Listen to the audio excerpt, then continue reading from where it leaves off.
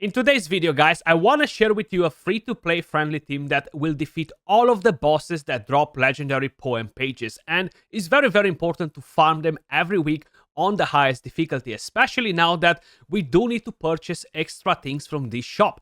Not only the scrolls, but we do want to purchase the Starlight Stone Dice, and we want to stack them up because starting from the 30th of April, guys, we will be able to basically summon legendary heroes out of them. And this will be one of the best ways on how we can actually get duplicates to get legendary artifacts. Now, you can purchase the legendary scroll once every 2 weeks. Hopefully, they will change this in the future and they will make it weekly, because even like this, there are not that many scrolls that you can purchase every season. You can purchase the epics, the rares, in case if you need them, of course. That's something that I don't tend to purchase anymore because most of my rares are scrolled at the moment and I have a massive overflow of rare scrolls.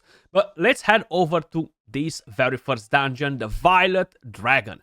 Now here, there is a bit of a trick that you need to do with the positioning in order to make it work, because this boss will deal a lot of damage if your heroes are stacked together. So this is the team that we are running. We have Frorbart, Sigrid, Gertin, Voresh, and Hexandra. I would like to use Bladin instead of Voresh maybe. The only problem that I have is that he's not leveled up and I don't really have the materials to take him up to level 95 at the moment. In terms of artifacts and builds, that's what we have. I do use the Revatrix roots on Gertin, which is of course a legendary artifact. You can get this from Season 2 by completing the Feymander, and we have the Witch's Remains just to put that defense down. The Incense Burner on a Frorbart to allow him to use the ultimate a bit faster and of course to get the accuracy. And we have the Slingshot on Sigrid. That's an artifact that you can unlock in Season 3. The gear sets are pretty decent. I'm finally at a point where I have enough mythical gear to build most of my characters with one piece of mythical gear. That's what you need, one piece only. So enough with the talking. Let me just quickly show you what I have in terms of skill timing. I just want to make sure that Voresh goes first to put the defense down, and the rest they can just go crazy and do whatever they want after. Gertin, of course, will be much better together with Bladin or a different character that can give her more stacks of Ice Blast, you know. But this is going to be pretty straightforward. The main thing with this boss is that if you group all of your heroes together, he will deal a lot of damage, guys. How you may notice, we are literally melting this boss on stage 4. Now, I've been farming this, of course, from the very first week when I got the highest difficulty unlocked. And before, I used to run a different team. My normal team that I'm running here, to be honest, is actually a rally team, just because it farms all of these bosses faster. But I just wanted to provide you guys with a different option, with a pretty solid free-to-play friendly team that can get the job done. Of course, you don't need to have the Witch's Remains. If you don't have the legendary artifact, you can always use the Crown of the Unclean and that will get the job done. The team survives. They're not very tanky. I will show you all of the stats at the end. And we're going to do every single one of these once upon the tail, or however they're called, the dungeons, you know, because all of them, they have different names. And we're going to do every single one of them with this team, guys, without changing anything whatsoever. Utyr, he does look pretty badass as a boss. Shame that he's not a very amazing character. You know, we got him in Season 1 from the legendary event. And I feel like out of the 3 of them that we have so far, we have him, Ardred, which is a beast, and we have a new one in Season 3. He is the most underwhelming one. Like, he's not really providing us with a lot of things. And I'll be honest, I never used him in any of my teams since I got him, you know. I really thought in Season 1 that he was going to help me maybe in the Pillar of Trials, but fortunately I got Gulende and I had slightly better heroes to work with, you know. Seems like we got a bit of a glitch in there. We're already at the final stage of the fight, you know. The boss does deal a lot of AoE damage, so you do want to have a bit of extra healing. Probably I could drop Hexandra out of here to bring in another damage dealer and make this even faster. But as it is right now, I feel like it's definitely fast enough. And funny enough, look at that. Gertin, she's still the highest damage dealer in the team, even though I don't have an Ice Blast enabler for her, you know, which is pretty crazy, right? Like Sigrid, she's insane in general. But when we're talking about Gertin, she's just an absolute monster. I've been in love with her in season 2. Like, she was my main damage dealer for so many different areas, especially for the vortex. If we're talking about chaos shadow bosses or chief challenges, she is over the top. Now, if you are farming the highest stage, guys, you will get, of course, essence, but you're getting a big number of poems, right? And this is very, very important to be able to purchase everything from the store. 1 minute and 46 seconds is actually the best time that I got with this team without even using my rally team, which is pretty crazy, actually. Now, of course, the mythical gear that I managed to acquire for the last 1 week and a bit, it improved this team substantially, So just food for thoughts. If you don't have this gear just yet, you might be a couple of weeks behind me. Don't worry, this team will still get the job done with slightly lesser stats. You will still have some legendary sets, even if they're not 3P sets or anything like that. They might farm this a bit slower, but they will still get the job done. So if we're going to head over to the next one, once more onto Tales of Forest. They have pretty long names, man. Pretty hard to remember all of them, This, out of all of them, I would say is the easiest. Now here, unlike on the other one, and probably for all of the rest that we are about to do, we can actually group our heroes together. We don't need to have them separated like we had the other ones, really, because there's not really a point to do so. Gertin can be at the back, and we can let them just run free. She's going to go next to Flurbart anyway. And like this, more of them will be getting healing from Flurbart's battle skill, Anyway, Hexandra will be able to give us enough healing. We are getting a bit of healing from Voresh too. You see how quickly we are actually melting them down. Now, I do have, of course, my Psychic Core leveled up a bit more on the Ice and Poison element, because that is my main team for this season. I will share that with you in a second once this is done. Let me just skip the animation because we don't need to see it. I like how they've done the design on these dragons, on the bosses. Hopefully, we're going to see more in the future. So let's see how the damage is here. Sigrid at the top this time around. Now, here, in a way or another, we kind of need to have a cleanse. It's not a necessity, considering that we have Flurbart, which will cleanse every now and then with the passive, and is more than enough. You only have that decreased attack, and considering that we are destroying these bosses right now, they're not that challenging comparing them with some of the dungeon bosses that we have, or even the chief challenges, So it's much easier to fight the highest stages on these ones.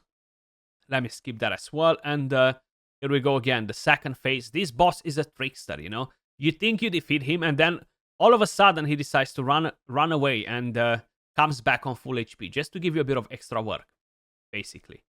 Sigrid hits pretty good in there, huh? But again, Gertin jumped all the way to the top, and she is getting the job done. Funny enough, she's actually hitting from the back line. She did not went close to Flurbart. She can deal damage from there. Which is actually pretty interesting. It's just basically how they coded the boss and the box. I know Rose had a massive issue in Season 2. I fought quite a bit to get that fixed, and I'm glad that the developers listened eventually and they fixed the way Rose worked, because the mechanic was a bit broken on that one. You gotta break his shield. I'll be honest, it's gonna be pretty straightforward. You have enough firepower to break it. Like, Sigrid hits hard, Gertin hits hard. If you don't have Gertin, you can just bring in Eli, the poison rare character. I just don't have him built. 1,400 poem pages again. We're getting 4,000 affinity solvent per dungeon. This will be a massive help, because right after this, I'm going to go and put them in my Psychic Core. We have 2 more left, guys. I'm curious if we're actually going to get a 5th one in Season 4, maybe, or later on. So this is this has only 2 stages, my bad. This is a bit more different as well, because the boss will charm one of your allies, the one with the highest attack. So you kind of like need to make sure that they are pretty spot on as well. Let me just bring this team on. And here we go. Positioning here as well can be pretty important. You don't really want to have allies at the back of the map, because this boss will spawn pores that will explode. And if they will explode next to your characters, they will most probably end up in dying. So we're going to put Gertin right there because she's going to move at the front anyway. And let's crack on with this too. This boss looks pretty awesome as well. For whatever reason, I don't know why, but I feel like it reminds me of Stranger Things or something like that, you know? It's just like the face, the way they designed the boss. Maybe I'm just talking nonsense, and it doesn't remind me of that. Look at that hit from Sigrid. Instantly put those enemies at the back to sleep, you know? If we have defense down on them, we are going to deal 35% more damage because of the mythical artifact. I'm honestly loving the mythical artifacts and the addition of the One Piece sets. I wanted them in the game since literally day one. I was like, why don't we have One Piece artifacts? It would be so cool. And I'm glad that they finally added them into the game, you know? But there we go. The boss doesn't really have a chance to spawn too many things in there. There we have the spores right now. Don't you worry. Sigrid is going to deal with them. So we kill the boss, and then we just had to basically go at the back. And how you may notice, we are literally destroying this. So lesser gear will work just fine. We're not taking enough damage to put us in a danger to die or anything like that. So no mythical gear or anything like that just yet. It's gonna be perfectly fine. Now, I would suggest you don't farm a lot of gear if you're not on your 5th week, because that's when the legendary drops and mythical drops are being enhanced. You know, I don't think they're really doubled, but you are getting much better rates at legendary gear and mythical gear. So this was actually added in Season 2, guys, this particular boss. I'm still looking for Damitrassi, man. Like, she's just such an amazing character, and I haven't managed to summon her just yet. Hopefully it will happen soon. Let me know in the comments down below how many of you guys actually have Mitrassi already. She is pretty badass, right? She is an amazing character. So there we go. We're going to put that Sigrid at the front just to get more healing from Frorbart. She should be more than fine. Frorbart is not going to move right here just yet. We have the decrease attack. Having a cleanser can be helpful just to basically get rid of that decrease attack. Not to slow you down mainly, you know. I forgot that I put her on a 20 seconds cooldown. That's one of the main reasons as well why Gertin is doing more damage than her. I just literally realized that she is on a cooldown. I wasn't supposed to keep that cooldown on 20 seconds on her. I think I just misclicked it, and I just realized now.